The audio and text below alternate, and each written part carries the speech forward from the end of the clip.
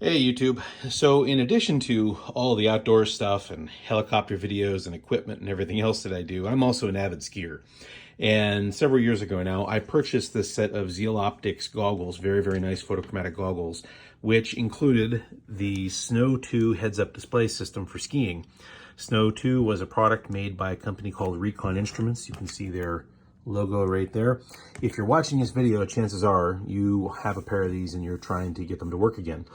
I really like this. This product is no longer made. The company was bought by Intel. They were then shut down.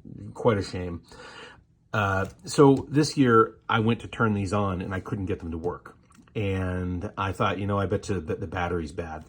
So I actually opened up this case. I very carefully cut this apart and opened this up. I traced around the edge and I used a putty knife and a hobby knife, and I was able to get this open without cracking this case really bad. And it did open up, and I didn't want to thrust a knife or anything into it because I figured I would puncture the battery inside. Inside is this 1200 milliamp hour 3.7 volt. That's a single cell lithium polymer battery. And there are identical units. You can see how swollen this one is. This one's completely toast. There are identical units available on Amazon.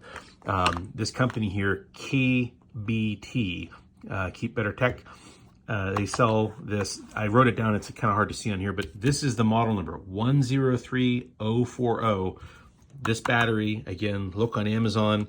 You'll find that. And it was $11, I think. Put this brand new battery in here. So all I did was very carefully cut the wires off of this one. Don't put them both in the cutters and cut one at a time. Just quick tip there. There's a little board here, a little regulator board here that sits in here, and this normally is sitting right here, and that yellow tape right there holds it to the board. That all will stuff right back in there the way that it came. When you put the brand new battery in here, obviously be very careful you don't short anything out, and be very careful you don't puncture these batteries. They will catch on fire.